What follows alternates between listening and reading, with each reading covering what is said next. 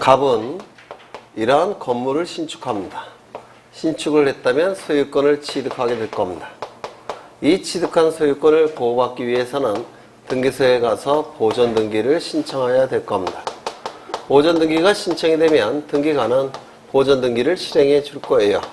1번 소유권, 보존, 갑 이렇게 등기가 실행이 될 겁니다. 보존등기가 완료가 되면 등기관은 이 신청인에게 등기완료 증명서를 한 장 교부합니다. 등기완료 증명서. 등기완료 증명서를 한 장 교부합니다. 이 필자는 완료 필자예요.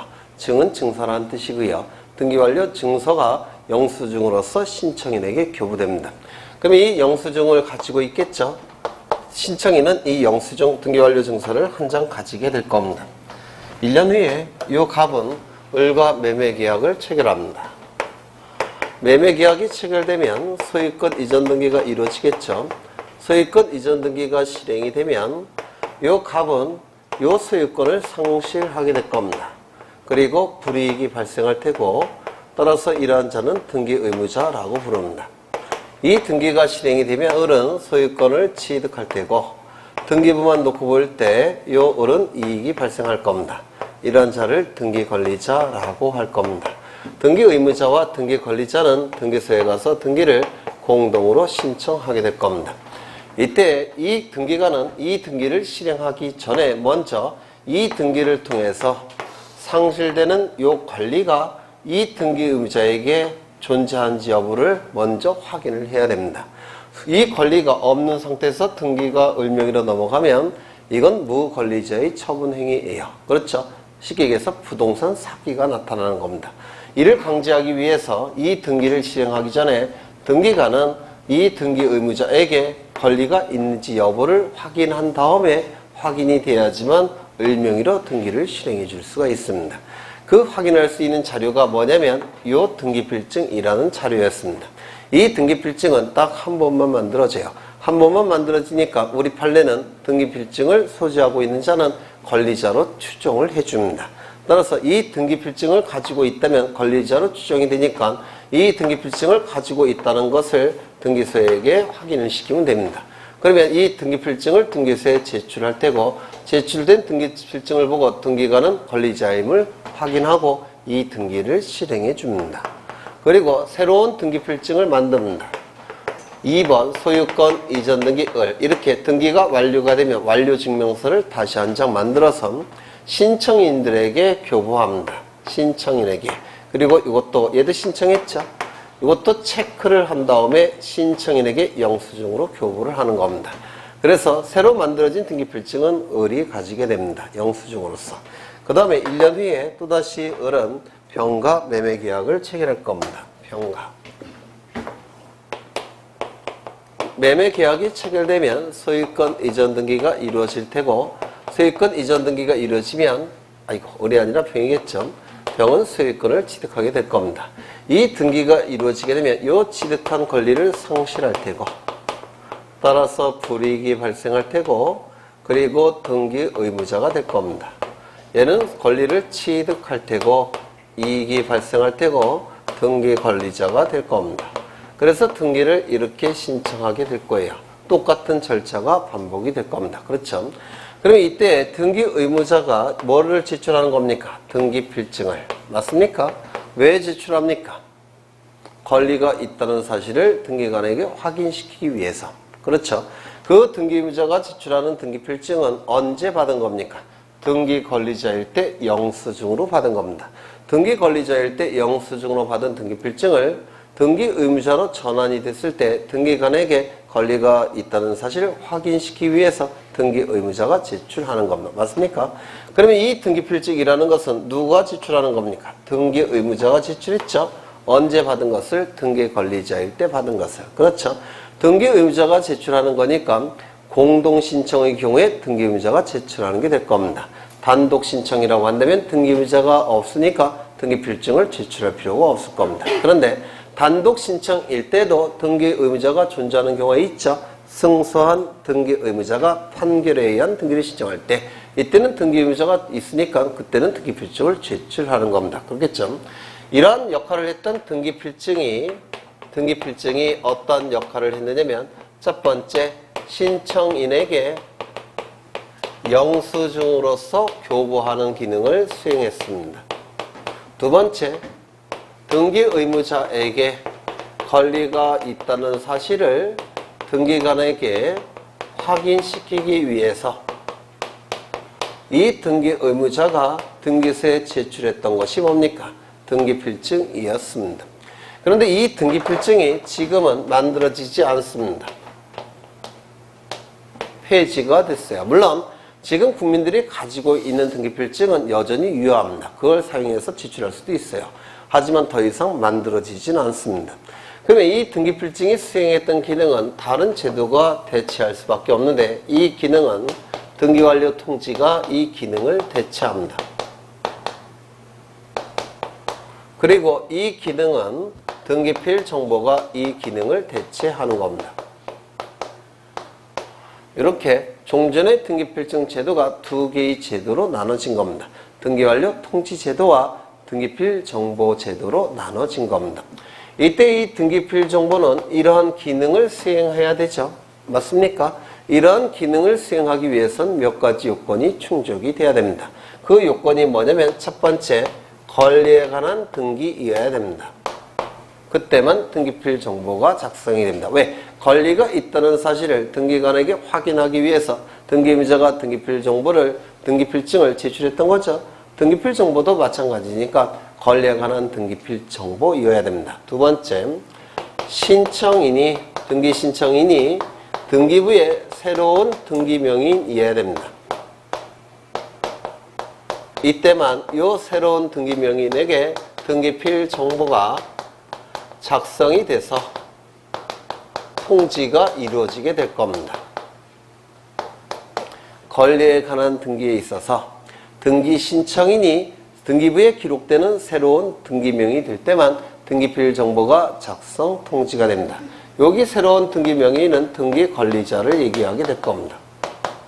등기 관리자가 등기부에 등기명이 되는 것이죠. 네.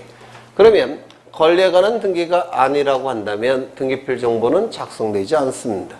뭐가 있을까요? 표제부 등기. 표제부 등기는 권리에 관한 등기가 아니죠.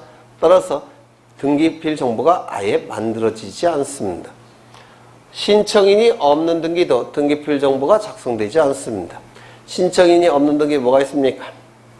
법원의 처분 제한 등기의 축탁이 있을 때 등기관은 직권으로 소유권 보조 등기하죠. 그때는 신청인이 존재하지 않습니다. 따라서 등기필 정보는 작성되지 않습니다. 새로운 등기명인이 등기부에 기록이 될 때만 등기필 정보가 작성이 됩니다. 새로운 등기명인이 등기부에 기록되지 않는 경우에는 등기필 정보가 작성되지 않습니다. 예를 들어서 말소 등기. 말소 등기는 등기부에 새로운 등기명인이 기록이 됩니까? 아니죠. 오히려 없어지는 거죠. 말소 회복 등기. 말소 회복 등기에 의해서 등기명인이 나타나지만 그 자는 새로운 자가 아니에요. 그 전에 이미 등기가 됐던 자들이죠. 따라서 말소 회복 등기도 등기필 정보가 작성되지 않습니다. 또한 이러한 등기필 정보는 등기 의무자가 권리가 있다는 사실을 등기관에게 확인시키기 위해서 작성되는 것이죠.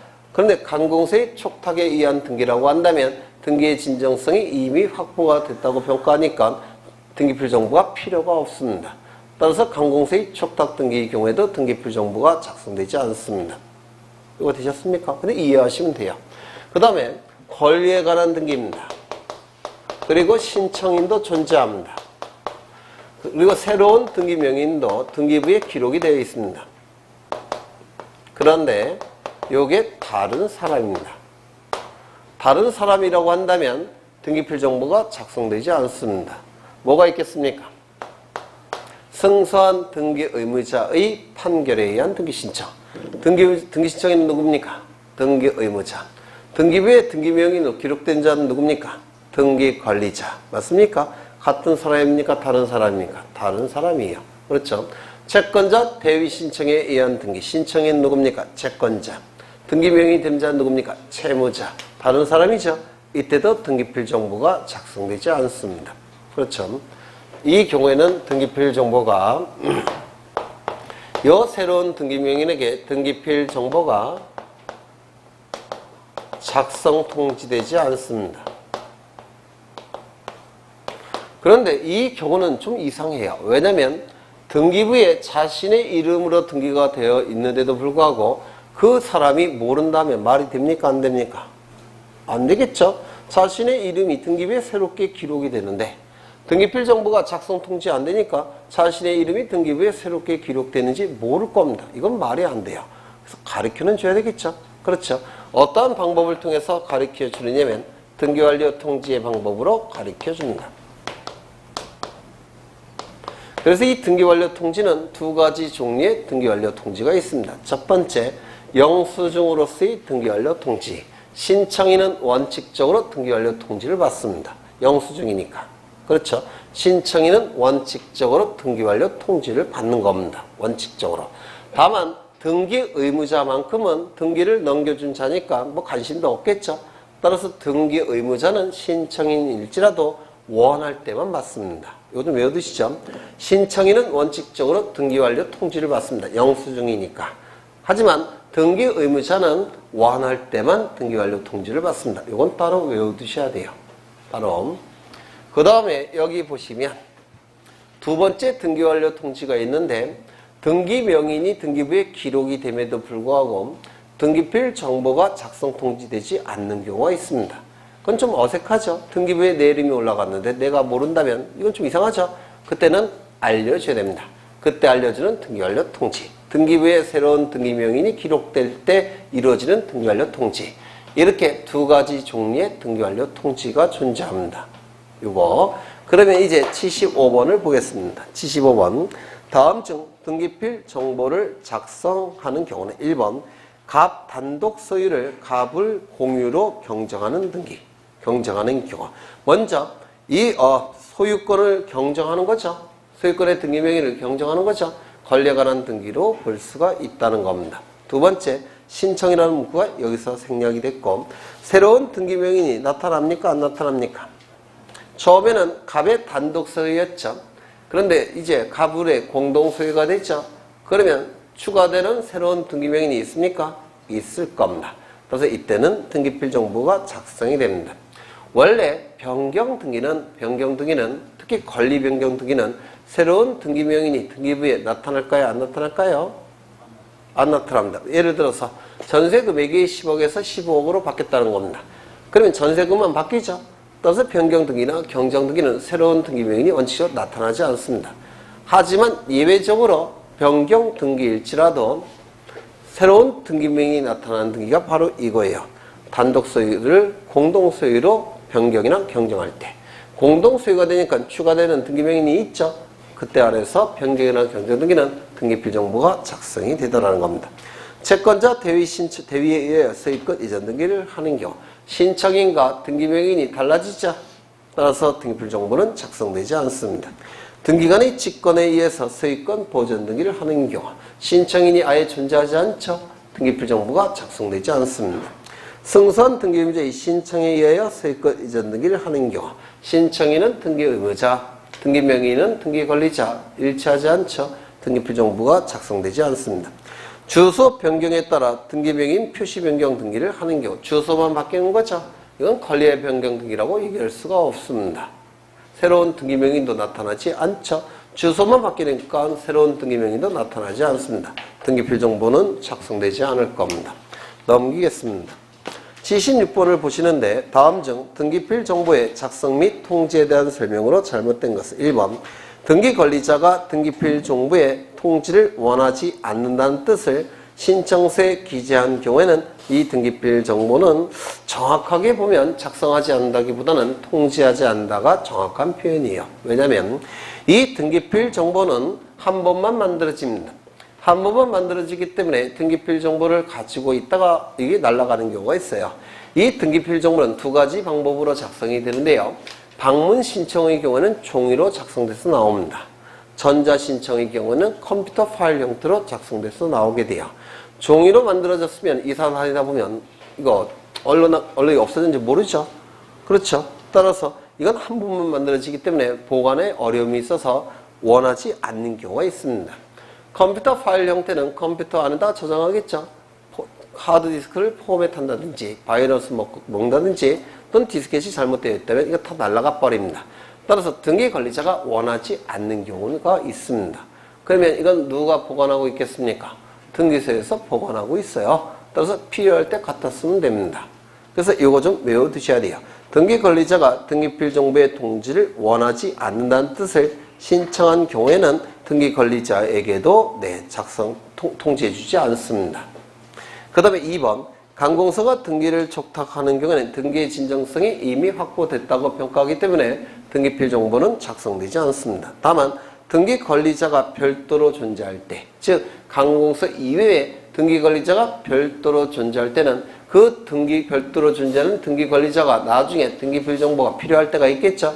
그 자를 위해서 등기필 정보가 작성이 됩니다. 제가 예로서 뭘 설명드렸습니까? 경매 절차를 통해서 경락됐을 때 이 경락인명의 서입과 이전 등기는 법원의 촉탁에 의한 등기예요. 그런데 등기관리자가 경락인 따로 존재하죠. 그 자가 등기필 정보가 나중에 필요할 테니까 등기관리자가 따로 존재할 때는 등기필 정보를 작성 통지해 줍니다.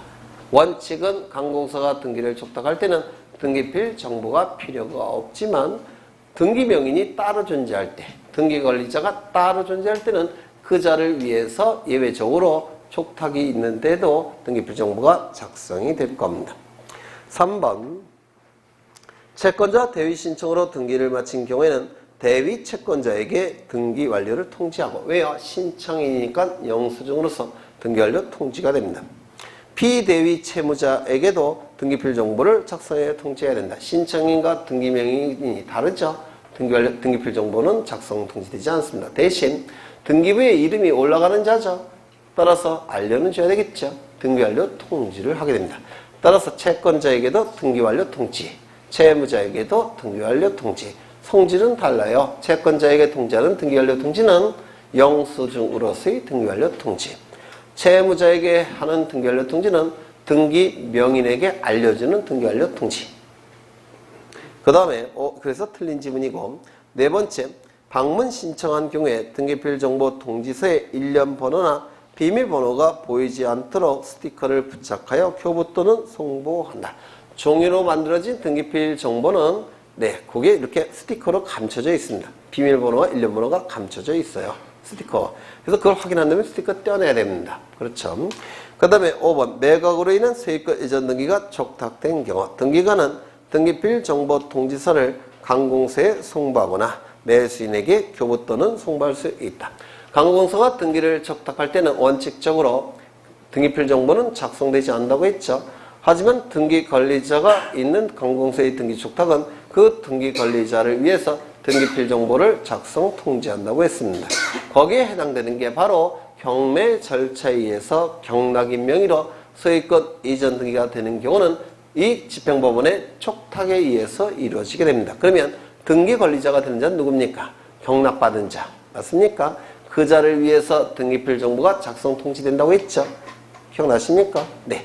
그 등기필 정보는 그 등기 관리자에게 통지해 줘도 되고 법원에 통지해 줘도 되는 겁니다. 네. 그래서 이것도 맞는 지문이 될 겁니다. 그 다음에 넘어가겠습니다. 132쪽에 3번을 보실 건데요. 3번. 갑이 자신 소유인 A 토지와 B 토지를 합병하여 합필 등기를 신청하고자 한다. 합필 등기를 신청할 수 없는 사유에 해당하는 것은 이라고 되어 있는데, A 토지의 을의 가압류 등기, B 토지의 병의 가압류 등기가 있는 경우 합병할 수 있을까요? 없을까요? 가압류, 가처분, 경매 개시 결정 등기는 한 필지 일부에 존재할 수 있습니까? 없죠. 그렇지 않습니까? 여기 A 토지가 있고 B 토지가 있는데 이쪽 토지에는 을의 가압류 등기, 을의 가압류 등기, 그리고 이쪽 토지에는 병의 가압류 등기. 그래서 을의 가압류 등기는 이 부분에 대해서 설정이 되어 있는 상태고, 병의 가압류 등기는 이 부분에 대해서 설정이 된 상태입니다. 그런데 이 두 토지를 합병을 하게 되면 을의 가압류 등기도 한 필지 일부에 존재하는 결과가 돼버리죠. 그 다음에 병의 가압류 등기도 한필지 일부에 존재하는 결과가 돼버리죠. 가압류 등기나 처분금지 가처분 등기, 경매개시 결정 등기 이러한 처분 제한 등기는 한필지 일부에 존재할 수 있습니까? 없습니다. 따라서 이렇게 되어 있을 때는 합병이 허용되지 않더라는 겁니다. 그렇죠. 2번 A, B 토지 모두의 등기원인 그 연월일 접수번호가 동일한 을의 전세권 등기가 있는 경우 이제 여기는 똑같이 을의 전세권 등기가 되어 있다는 겁니다. 그리고 이 전세권 등기는 등기원인 그 연월일 접수번호가 동일한 전세권입니다. 그러면 이 부분이 바로 을의 전세권, 이 붉은색이 을의 전세권, 이 토지가 합병이 되더라는 겁니다. 을의 전세권은 한필지 일부에도 존재하죠. 따라서 이 을의 전세권은 한필지 일부에 두 개가 존재하는 겁니다. 창설적 공동 전세권이라는 건 없어요. 그래서 전체에 대한 전세권이 되는 게 아니라 일부 전세권이 두 개가 있는 겁니다. 일부 전세권이. 합병하는 데는 제한이 없죠. 네, 전세권은 한필지 일부에 존재하는 거니까. 그 다음에 3번 A, B 토지 모두의 등기원인 그 연월일 접수번호가 동일한 을의 저당권 등기가 되어 있는 경우 이때 을의 저당권이고 그리고 등기원인 그 연월일 접수번호가 동일한 저당권 이를 창설적 공동저당 이렇게 얘기하죠. 이거 합병하는데 문제가 있습니까? 전체에 대한 저당권으로 보면 되니까 문제가 전혀 없을 겁니다. 그렇죠? 창설적 공동저당. 네 번째, A 토지의 을의 지상권 등기, B 토지의 병의 지상권 등기가 있는 경우. 이것도 마찬가지죠. 지상권은 한필지 일부에 존재할 수가 있죠. 네. 따라서 합병하는데 전혀 문제가 없습니다. 그 다음에 5번, A 토지의 을의 전세권 등기, B 토지의 병의 전세권 등기. 전세권은 한필지 일부에 존재하는데 문제가 없죠. 따라서 합병하는데 전혀 문제가 없습니다. 넘어가겠습니다. 7번 가겠습니다. 7번.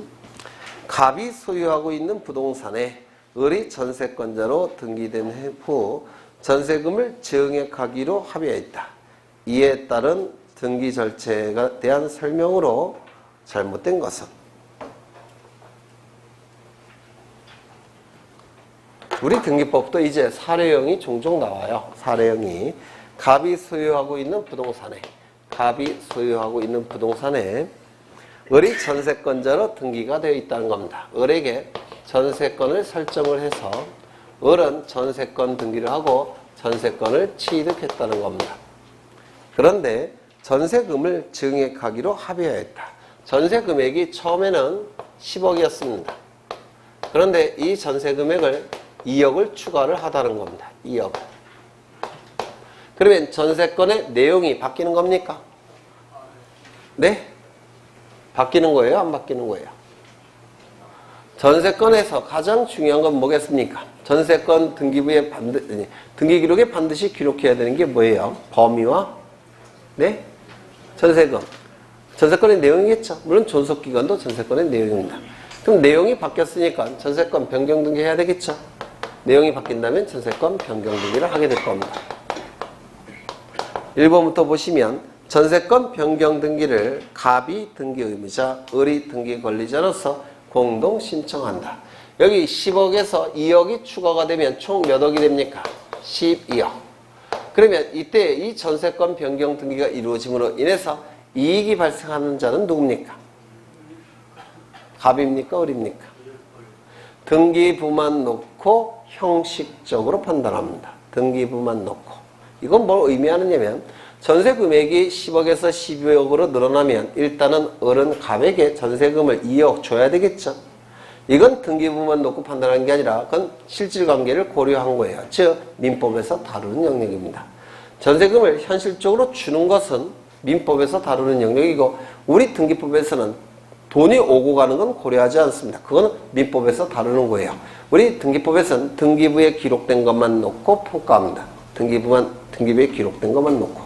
그러면 등기부에 10억으로 기록되었다가 12억으로 기록이 된다면 이건 뭘 의미하는 겁니까? 돈이 오고 가는 거는 네, 우리 등기법에서 판단하지 않습니다. 그건 민법에서 다루는 거예요.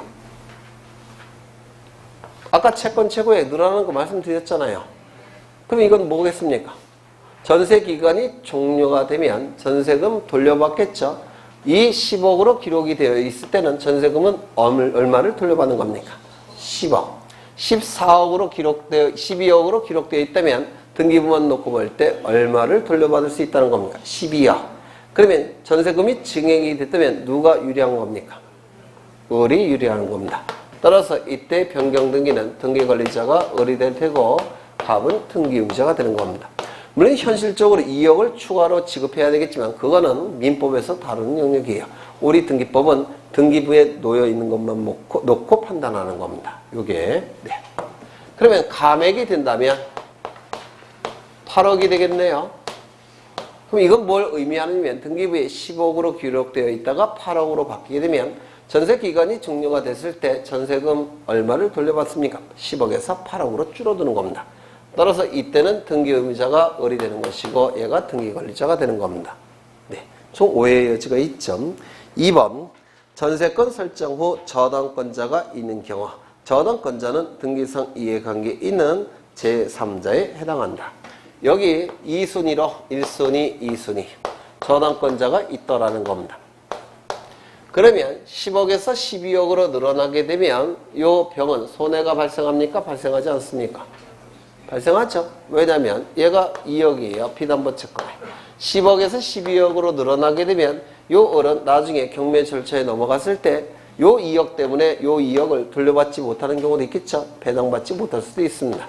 따라서 병은 손해가 발생하는 자니까 등기상 이해관계인이 될 겁니다. 그런데 만약에 감액이라고 한다면 얘는 등기상 이해관계인이 됩니까? 아닙니까? 아니에요. 우리가 등기상 이해관계인이라 하면 등기가 이루어짐으로 인해서 이익이 발생한다든지 손해가 발생하는 관계인이라는 뜻이 아닙니다. 등기상 이해관계인이라 하면 등기가 이루어짐으로 인해서 이익에 손해가 발생하는 관계인. 이익이 발생한다든지 손해가 발생하는 자가 아니고요. 이익에 손해가 발생하는 자. 그 자가 등기상 이해관계인입니다. 손해 발생하는 자만 등기상 이해관계인이에요. 이익이 발생하는 자는 등기상 이해관계인이 아닙니다. 그러면 여기서 10억에서 8억으로 오히려 줄었다면 이익이 발생하죠. 따라서 얘는 등기상 이해관계인이 아니니까 네, 승낙이 필요가 없습니다. 이때는. 그렇겠죠. 네. 그 다음에 3번 전세권 설정 전에 근저당권자가 있는 경우 선순위자가 되겠네요. 그 선순위 근저당권자는 등기상 이해관계인은 제3자에 해당하지 않는다. 그렇죠. 손해가 발생할 여지가 없기 때문에 등기상 이해관계인에 해당되지 않습니다. 네 번째, 전세권을 목적으로 하는 저당권자가 있는 경우 저당권자는 등기상 이해관계에 있는 제3자에 해당되지 않는다. 을은 이 전세권에 대해서 또다시 병에게 저당권을 설정할 수가 있죠. 그러면 이 병이 취득하는 권리는 뭡니까? 전세권에 대한 저당권을 취득하게 될 겁니다. 등기를 갖추면. 그렇죠. 그런데 10억에서 12억으로 늘어나게 되면 이 병은 이익이 발생합니까? 손해가 발생합니까? 이익이 발생하죠. 따라서 등기상 이해관계인 됩니까? 안 됩니까? 안 돼요. 그런데 만약에 이게 8억으로 줄어들게 되면 이거는 등기상 이해관계인이 됩니까? 네, 그때는 될 겁니다. 그렇겠죠? 네. 그러면 지문을 보시면 전세권을 목적으로 하는 저당권자가 있는 경우 저당권자는 등기상 이해관계인은 제3자에 해당되지 않습니다. 왜? 손해가 발생할 여지가 없기 때문에 그렇습니다. 그렇죠? 네. 이 저당권자는 피담보 채권이 변제되지 않으면 이 전세권보 저당권 실행하겠죠. 전세권보 저당권을 실행하면 이 전세권이 경매 절차로 넘어가게 돼요. 그러면 경락대금이 나올 텐데 12억짜리 10억짜리 전세권과 여기 12억짜리 전세권은 경락대금이 어느 게 더 많겠습니까? 12억짜리가 더 많겠죠. 따라서 이때는 이익이 발생하는 겁니다. 따라서 등기상 이해관계인이 아니에요. 만약에 10억에서 8억으로 줄어들게 되면 경락대금이 줄어들겠죠. 그때는 손해가 발생하니까 등기상 이해관계인이 될 겁니다. 그 다음에 5번 등기를 이해관계에 있는 제3자가 있는 경우에 그 승낙서 또는 이에 대항할 수 있는 재판의 등본을 첨부하지 않는 경우 전세권 변경 등기 신청은 각하해야 된다. 네, 권리 변경이죠. 전세권 변경 등기 아닙니까? 전세권 변경 등기, 권리 변경 등기에서 등기상 이해관계인이 있을 때 그자의 승낙은 어떤 의미가 있다고 했죠? 순위 유지에 대한 승낙이라고 했죠. 순위 유지에 대한 승낙이 있다면 그때는 부기등기, 순위 유지에 대한 승낙이 없다면 그때는 주등기. 그렇죠. 그래서 이때는 주등기 하느냐 부기등기 하느냐가 문제가 되는 것이지 각하가 결정되는 건 아닐 겁니다. 그래서 틀렸습니다. 넘어가겠습니다.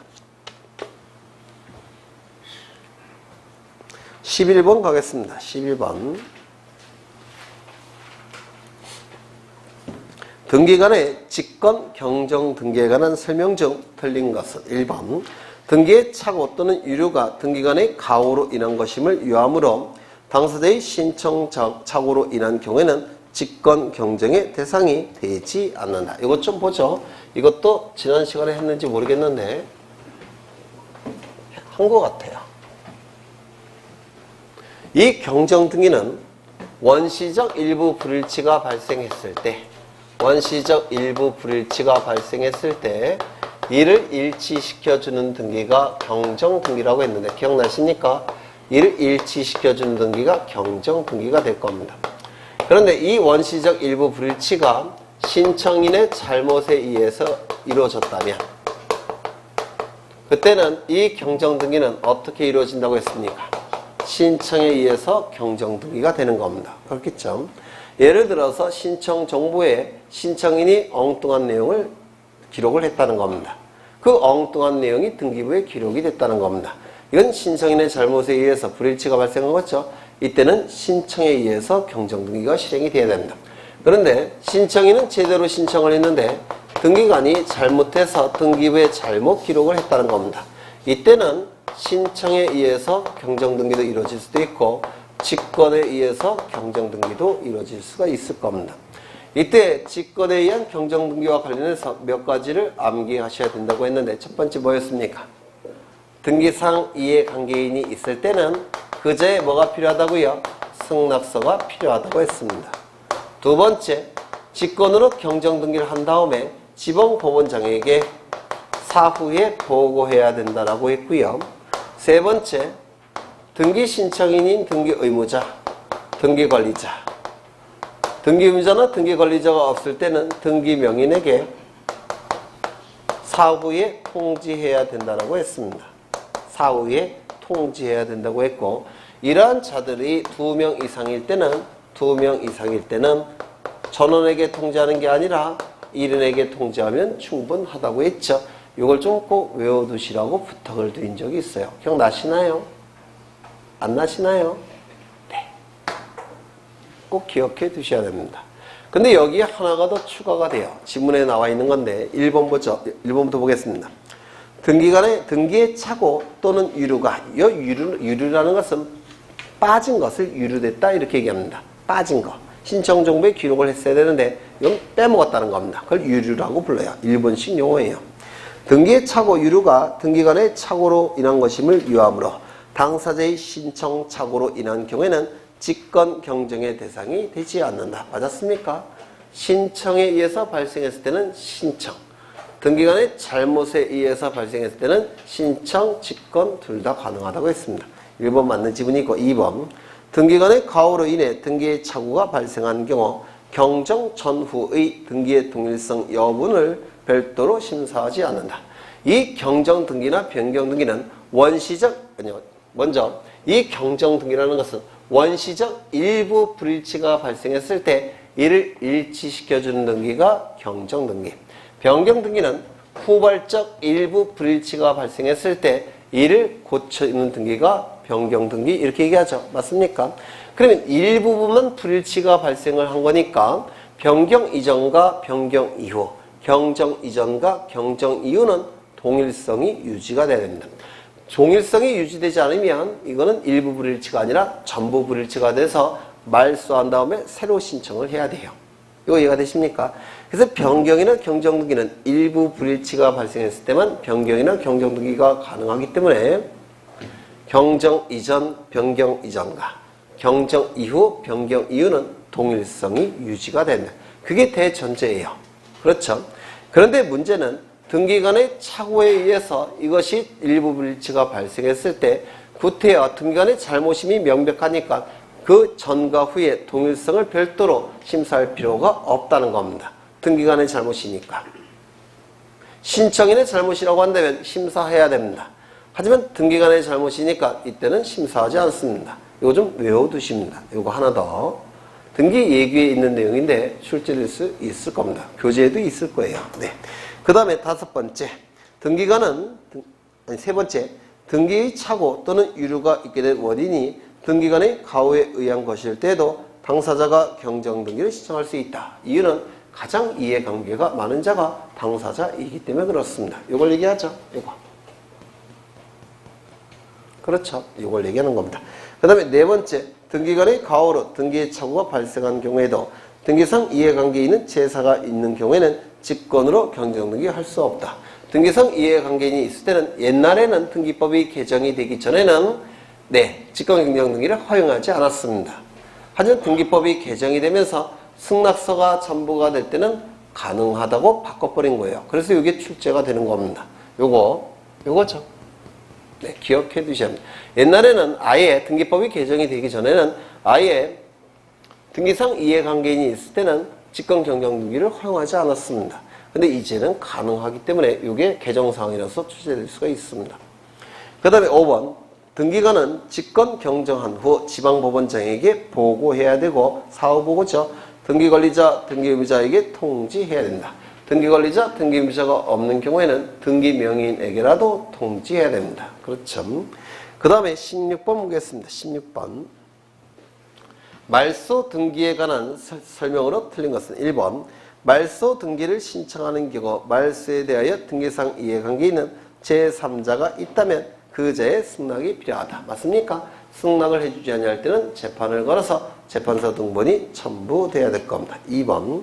근저당권 설정 등기 후 소유권이 제3자에게 이전된 경우 제3취득자가 근저당권 설정자와 공동으로 근저당권 말소 등기를 신청할 수 있다. 어디가 틀렸습니까? 네?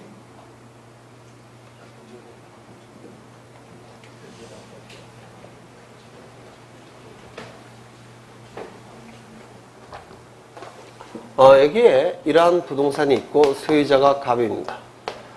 을로부터 10억 원을 빌립니다.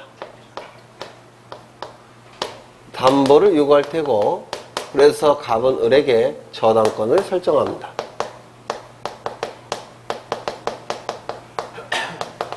여기에 10억 원 한도로 바뀌면 근. 그렇죠. 그냥 한도가 없이 10억 원 채권 확정이 되면 그냥 저당권. 이렇게 되겠죠. 네. 그럼 이 저당권이 설정되기 위해서는 첫 번째 저당권 설정 계약이 있어야 되고 두 번째 저당권 설정 등기까지 이루어지게 되면 요 을에게는 10억 원의 채권이 발생을 했을 테고 그 다음에 저당권 설정 등기를 하게 되면 저당권을 취득했을 겁니다. 이 상태에서 갑은 병과 매매 계약을 체결하고 병 명의로 소유권 이전 등기를 갖추게 됩니다. 병은 저당권에 의해서 제한을 받는 소유권을 취득하게 될 겁니다. 이때 요 피담보 채권이 변제에 의해서 소멸이 이루어지게 되면 부종성에 의해서 저당권도 어떻게 됩니까? 소멸이 될 겁니다. 저당권이 소멸이 되니까 이 저당권 등기는 말소돼야 될 겁니다. 이 등기는 왜 말소돼야 됩니까? 저당권이 소멸되었으니까 이 등기는 현재 소유권자인 병의 소유권을 침해하는 등기입니다. 맞습니까? 따라서 병은 현재 소유권자인 병은 요 을에게 소유권에 근거해서 말소 등기를 청구하게 됩니다. 이 말소 등기 청구권을 가지게 돼서 이 등기는 말소가 될 겁니다. 이 등기가 말소됨으로 인해서 불이익이 발생한 자는 누굽니까? 을 등기 의무자. 이익이 발생한 자는 누굽니까? 병 등기 관리자. 우리 판례는 이러한 논리를 갖다 씁니다. 병은 현재의 소유권자로서 저당권 등기에 의해서 권리의 침해를 받는 자이기 때문에 소유권의 근거에 의해서 말소등기 청구권을 행사할 수 있고 말소등기 청구권을 행사할 수 있기 때문에 병은 등기 권리자다 이렇게 판시합니다. 말소등기 청구권이 있으니까 등기 권리자라고 보게 돼요. 그래서 병과 을은 등기소에 가서 등기를 말소 신청하게 될 겁니다. 맞습니까? 그렇죠. 그러면 저당권자와 말소등기를 신청하러 가는 겁니까? 설정자와 말소등기를 신청하러 가는 겁니까? 저당권자. 그래서 설정자라는 문구가 틀린 겁니다. 그렇죠. 또한 요 갑은 을에게 말소등기 청구권이 있습니까? 없습니까? 있다 그랬죠. 이 말소등기 청구권은 뭐에 근거한 말소등기 청구권입니까? 설정 계약에 근거한 말소등기 청구권이라고 얘기했습니다. 따라서 갑도 말소등기 청구권이 있으니까 등기 권리자로 봅니다. 그래서 등기 권리자는 둘이 나타나게 돼요. 갑과 을이 등기소에 가서 등기를 공동으로 신청할 수도 있고 병과 을이 등기소에 가서 등기를 공동으로 신청할 수 있습니다. 이거 예전에 한 거예요. 2번이나 한 걸로 기억하는데, 그런데 만약에 설정 계약이 무효, 취소, 해제가 됐다고 한다면 이 저당권은 발생하지 않겠죠. 저당권이 발생하지 않으니까 이 등기도 당연히 병의 소유권을 침해하는 등기니까 말소돼야 될 겁니다. 따라서 병은 소유권에 근거해서 말소등기 청구할 수 있으니까 을은 등기 의무자, 병은 등기 권리자가 될 겁니다. 그래서 이 등기의 말소등기는 병과 을이 등기소에 공동으로 신청해서 말소를 하게 될 겁니다. 이때 갑은 말소등기 청구권이 있습니까? 없습니까? 없죠. 이것이 무효, 취소, 해제가 됐으니까 갑은 말소등기 청구권이 없습니다. 말소등기 청구권이 없으니까 병은 등기 관리자가 됩니까? 안 됩니까? 안 된다고 보는 것이 우리 판례의 태도예요. 그래서 이 피담보 채권, 아니 저당권이 어떻게 소멸되느냐에 따라서 등기 관리자가 둘이 존재할 때도 있고 하나가 존재할 때도 있습니다. 정리하죠.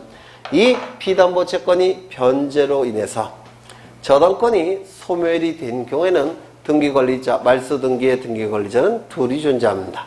현재의 소유자와 종전 소유자. 그렇죠. 그 다음에 이것이 변제로 소멸해서 소멸하는 게 아니라 설정 계약이 실효돼서 소멸되는 경우에는 이때 등기관리자는 하나만 존재합니다. 현재의 소유자. 맞습니까? 이 논리가 어디에도 적용이 되느냐면 가등기, 말소등기에도 똑같이 적용이 됩니다. 담보가등기. 담보가등기도 저당권과 똑같죠? 네. 그 다음에 2번 지문은 설정자가 틀린 것이고 3번 말소된 등기에 회복을 신청하는 경우 등기상 이해관계에 있는 제3자가 있을 때는 그 제3자의 승낙이 필요하다. 이거 맞습니까?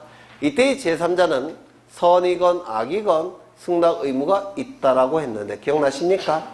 네. 말소회복 등기에 제3자, 등기상 이해관계에 있는 제3자는 선이건 악이건 네, 승낙 의무가 있다라고 했습니다. 네 번째, 근저당권이 이전된 후 근저당권의 양수인은 소유자인 근저당권 설정자와 공동으로 그 근저당권의 말소등기를 신청할 수 있다. 맞습니까? 양수인과 신청하는 겁니까? 양도인과 신청하는 겁니까?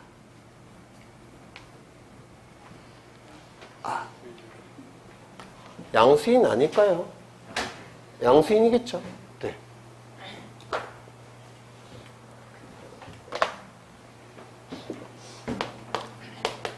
갑이 을로부터 돈을 빌립니다. 10억 원을.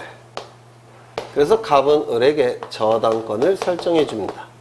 을은 10억 원의 피담보 채권이 발생을 했고 이를 담보하기 위한 저당권 등기를 하면 저당권을 취득할 겁니다. 이거는 주등기입니까? 부기등기입니까? 주등기가 될 겁니다. 맞습니까? 이때 이 을은 이 채권을 병에게 양도합니다. 채권 양도를 합니다. 그러면 이 병은 10억 원의 채권을 받은 자죠. 그래서 병을 뭐라고 부릅니까? 채권 양수인. 그리고 을을 채권 양도인이라고 부를 겁니다. 그럼 비담보 채권이 넘어가게 되면 수반성에 의해서 저당권도 따라가겠죠. 따라서 저당권도 따라갑니다. 그럼 저당권의 주체가 바뀌었으니까 저당권의 이전 등기를 하게 될 겁니다. 저당권 이전 등기를 하게 될 겁니다. 이거는 저당권 설정 등기라고 불러요. 이 저당권 이전 등기는 소유자로부터 두 번째 도출이 됐으니까 부기 등기가 될 겁니다. 순위번호가 이렇게 돼 있다면 여기는 이렇게 될 겁니다. 맞습니까? 그렇죠. 그러면 이때 이 값은 변제를 해야 될 텐데, 채무자니까 변제를 해야 될 텐데, 누구에게 변제합니까? 병에게 변제하겠죠. 이 병에게 변제가 이루어지면 비담보 채권은 소멸이 될 테고 저당권도 부종승에 의해서 소멸이 될 겁니다. 맞습니까? 그러면 이 등기를 말소시켜야 되는데, 이 등기를 말소시키면 이상한 결과가 발생을 해요. 보시면 등기부에 이렇게 되어 있습니다. 1번 저당권 설정을 1의 1 1번 저당권 이전평 이렇게 등기가 되어 있을 텐데, 이 변제에 의해서 소멸됐다고 해서 이게 말소가 돼버리면 저당권의 등기 명의는 누구 명의로 회복이 됩니까? 을의 명의로 회복이 돼요. 갑은 변제를 했음에도 불구하고 등기부상 또 을에게 변제를 해야 됩니다. 따라서 이전 등기를 말소하는 건 의미가 없습니다. 그러면 무슨 등기를 말소해야 되겠습니까? 설정 등기를 말소합니다. 설정 등기가 말소가 돼버리면 부기 등기로 구성된 이전 등기는 더 이상 존재할 수가 없으니까 이것은 등기관이 직권으로 말소할 수가 있습니다. 그래서 저당권이 설정이 된 후 이전이 된 경우에는 변제가 이루어졌을 때 이전 등기를 말소하는 게 아니라 설정 등기를 말소하는 겁니다. 그러면 이 등기가 말소가 되면 이건 자동적으로 등기관이 직권으로 말소를 하니까 이 등기가 말소됨으로 인해서 이익이 발생한 자는 누굽니까? 갑이겠죠. 등기 관리자. 불이익이 발생하는 자는 누굴까요? 을입니까? 병입니까? 을은 채권과 저당권을 넘기고 얼로 사라져 갔어요. 그렇죠. 따라서 불이익이 발생한 자는 누굽니까? 이것이 말소가 되면 이것도 자동적으로 말소가 되기 때문에 병이 불이익이 발생한 자입니다. 등기 의무자. 그래서 이 설정 등기의 말소는 이렇게 신청하는 겁니다. 이거 좀 외워두셔야 돼요. 워낙 중요하니까. 저당권이 설정된 후 이전이 된 경우에는 설정 등기를 말소하면 이전 등기는 직권으로 말소할 수가 있습니다. 따라서 변제가 이루어졌을 때 설정 등기를 말소하는 겁니다. 설정 등기가 말소가 되면 이전 등기는 자동적으로 말소가 돼요. 그러면 설정 등기가 말소됨으로 인해서 이익이 발생하는 자는 설정자 갑, 불이익이 발생하는 자는 양수인 병, 공동 신청하는 겁니다. 양도인과 공동 신청하는 게 아니라 양수인과 공동 신청을 하는 겁니다. 무슨 등기를요? 설정 등기 말소를.